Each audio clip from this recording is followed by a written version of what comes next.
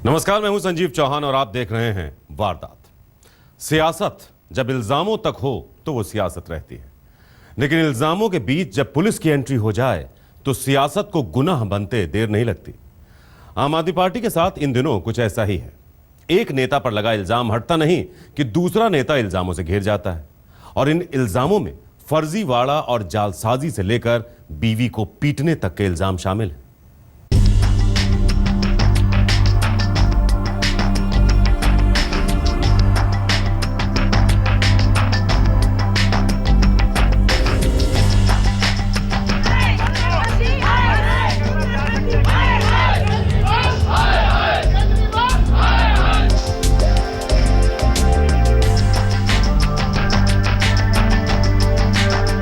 पिछले कानून मंत्री पर बीवी को पीटने का इल्जाम। फर्जी डिग्री में बीएससी की भी और लॉ की है।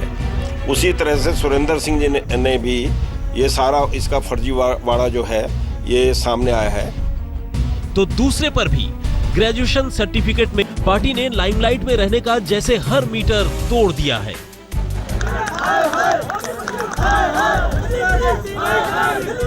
लेकिन सुर्खियों की बात अगर केवल सियासी इल्जामों तक महदूद होती तो गनीमत थी, लेकिन यहाँ तो तकरीबन हर मामले में पुलिस की एंट्री हो चुकी है और तकरीबन हर मामला अदालत की दहलीज पर है। अब ऐसे में जहां आम आदमी पार्टी के कुछ नगीने गिरफ्तार हो चुके हैं तो वहीं कुछ के सिर पर गिरफ्तारी की तलवार लटक रही है।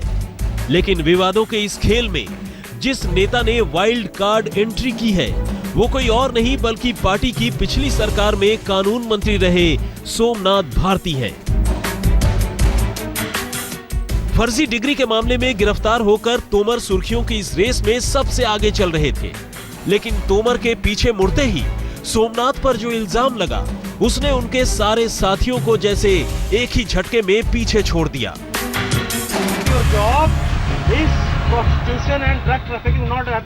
कानून मंत्री रहते हुए विदेशी महिलाओं के साथ बदसलूकी के इल्जामों से घिरकर सोमनाथ पहले ही विरोधियों और महिला संगठनों के निशाने पर थे, और इस बार तो खुद उनकी बीवी ने ही उनके खिलाफ मोर्चा खोल दिया।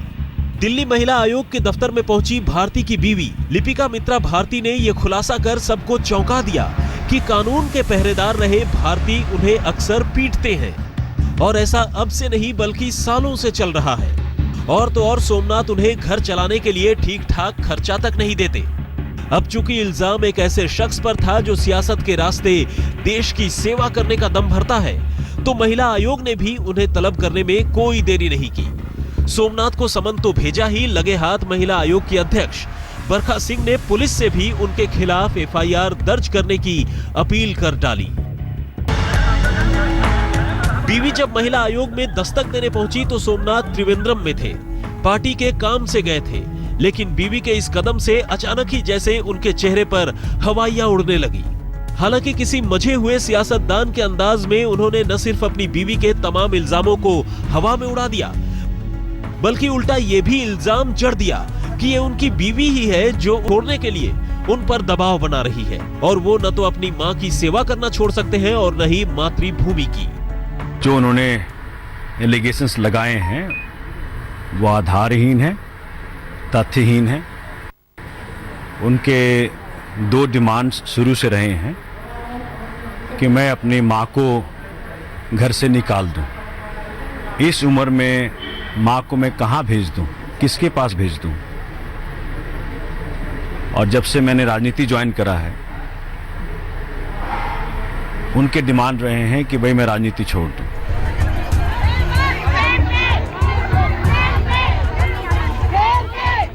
अब घर की चारदीवारी के भीतर का सच क्या है और झूठ क्या, फिलहाल इसकी सही खबर किसी को नहीं। लेकिन सोमनाथ पर लगे इस इल्जाम ने इतना तो जरूर साफ कर दिया है कि उनके घर में सब कुछ ठीक भी नहीं। बात अकेले सोमनाथ भारती की होती तो शायद पार्टी पार भी पा लेती, लेकिन यहाँ तो सोमनाथ के जैसे ढेरों पहले ही भरे पड़े हैं। ये और बात है कि दूसरों पर इल्जाम सोमनाथ से अलग फर्जीवाड़े के हैं।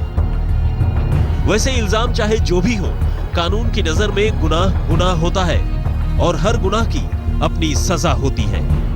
अमित कुमार चौधरी और राम किंकर सिंह के साथ हिमांशु मिश्र, दिल्ली आज तक।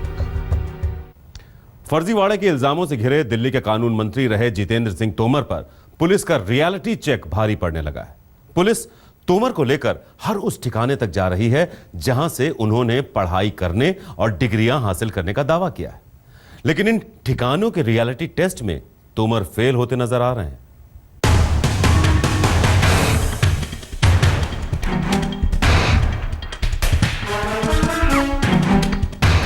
किसी टीचर का पढ़ाया स्टूडेंट अगर किसी सूबे का मंत्री बन जाए तो अपने स्टूडेंट से मिलकर उस टीचर की मनोदशा कैसी होगी।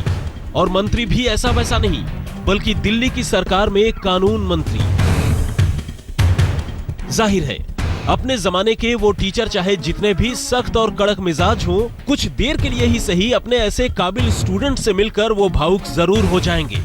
शायद अपने टीचर से मिलकर स्टूडेंट भी भावुक हो जाए, मंत्री होने के बावजूद आगे बढ़कर गुरुजी के पांव छू ले और गुरुजी भी ऐसे होनहार स्टूडेंट को गले से लगा ले।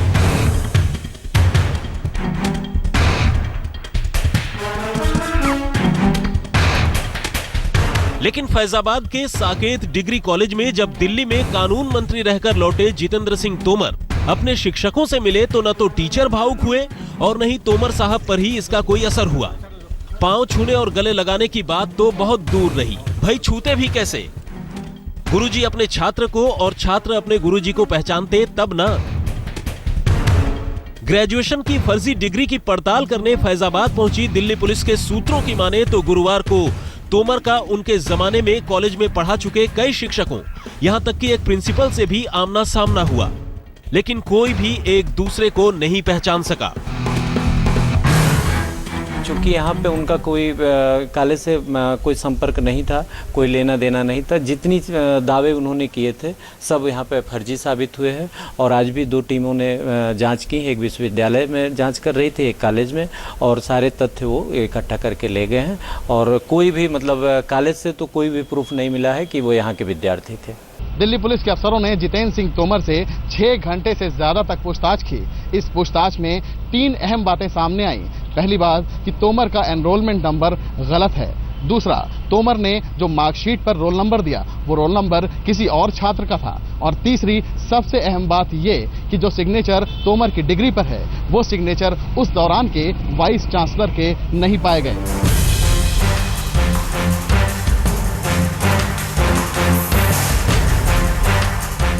पुलिस को लगा कि चलो शायद शिकंजे में आकर तोमर साहब की याददाश्त थोड़ी कमजोर पड़ गई है। गुरुजी तो बुजुर्ग हैं ही, तोमर साहब को एक बार कॉलेज घुमाए देते हैं, शायद वो जिंदा इंसानों को न सही कॉलेज की बेजान दरो दीवार को ही पहचान ले।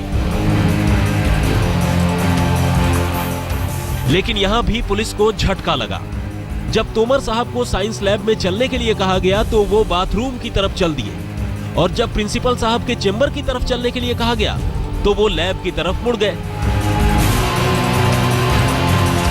पुलिस ने इस कॉलेज में उनके पढ़ाई के दिनों में फैजाबाद में उनके रिहाइश के बारे में भी पूछा, लेकिन जवाब इस बार भी वैसा मिला जैसी उम्मीद थी। और तो और वो स्टेशन से अपने कॉलेज का रास्ता भी ठीक ठीक तरीके से नहीं बता सके। अब पुलिस की माने तो तोमर साहब की ये तमाम गलतियां और गलतफहमियां उनके खिलाफ ताबूत में एक एक कील साबित होने वाली हैं।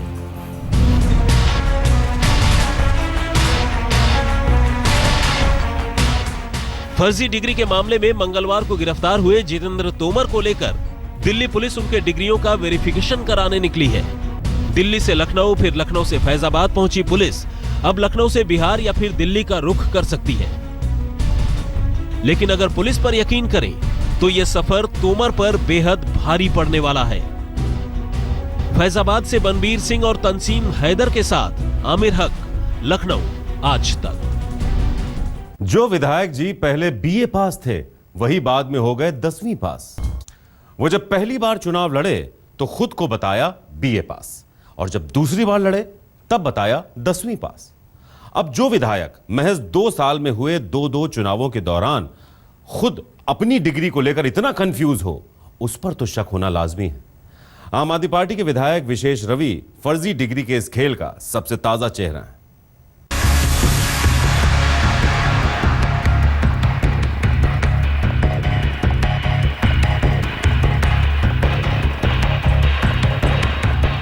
ये है जनाब विशेष रवि, करोल बाग से आम आदमी पार्टी के विधायक। और अब इनके साथ विशेष बात यह है कि ये आम आदमी पार्टी में विवादों के सबसे नए और ताजे चेहरे हैं। जी हां, उन्हीं विवादों के जिसके जिन ने इन दिनों आम आदमी पार्टी को बुरी तरह घेर रखा है। ठीक जितेंद्र सिंह तोमर और कमांडो सुरेंद्र की तरह ही विशेष रवि पर भी इल्जाम है कि उन्होंने 2013 में विधानसभा चुनाव लड़ने के दौरान अपनी शिक्षा का गलत हलफनामा दिया था। वो ग्रेजुएट हैं ही नहीं और खुद को ग्रेजुएट बता रहे थे। दरअसल विशेष रवि पर आरोप है कि 2013 में जब उन्होंने चुनाव के लिए नामांकन भरा तो खुद को चौधरी चरण सिंह यूनिवर्सिटी से ग्रेजुएट बताया, लेकिन जब 2015 में उन्होंने नामांकन भरा तो खुद को 10वीं पास बताते हुए इंदिरा गांधी ओपन यूनिवर्सिटी यानी इग्नू से ग्रेजुएशन की पढ़ाई करने की बात कही। +2 यानी इंटर की पढ़ाई कहां से की इसका पता ही नहीं।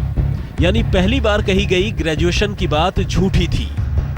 कहते हैं जब दोस्त दुश्मन बन जाए तो दुश्मनी ज्यादा गहरी होती है। सो कभी आम आदमी पार्टी के नेता रहे राजेश गर्ग इस बार कायदे से दुश्मनी निकाल रहे हैं। उन्होंने न सिर्फ इस मामले का खुलासा किया है बल्कि थाने में जाकर बाकायदा विशेष के खिलाफ तहरीर देकर आए हैं। विशेष रवि की जो मैं बात कर रहा हूँ वो बिल्कुल फर्जी डिग्री है। साथ में रोहिणी के अंदर आम आदमी पार्टी के एक नेता का इंस्टीट्यूट चलता है, न्यू यूनिवर्सल इंस्टीट्यूट के नाम से, जहां से फर्जी डिग्री सप्लाई की जाती है। तोमर की डिग्री भी वहीं से जारी हुई है। उधर इस शिकायत पर विशेष को कोई विशेष जवाब नहीं सूझ रहा। तो अभी तो हम यही कहेंगे कि देखिए ये सब जो है मिसगाइड जो है करा जा रहा है। ये जानकारी जो दी जा रही है वो गलत है। कौन मिसगाइड कर रहा है? जिसने भी आपको जानकारी दी है, जहाँ से भी आपको जानकारी मिली है, ये गलत है, ये सही नहीं है।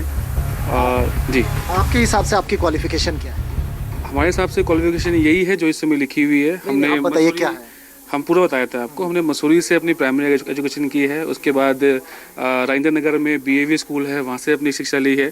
उसके बाद 10th तक वहाँ किया है और उसके बाद फिर हमने इग्नू से जो है BA परसुइंग जो चल रहा है हमारा, वो है गैप के बाद।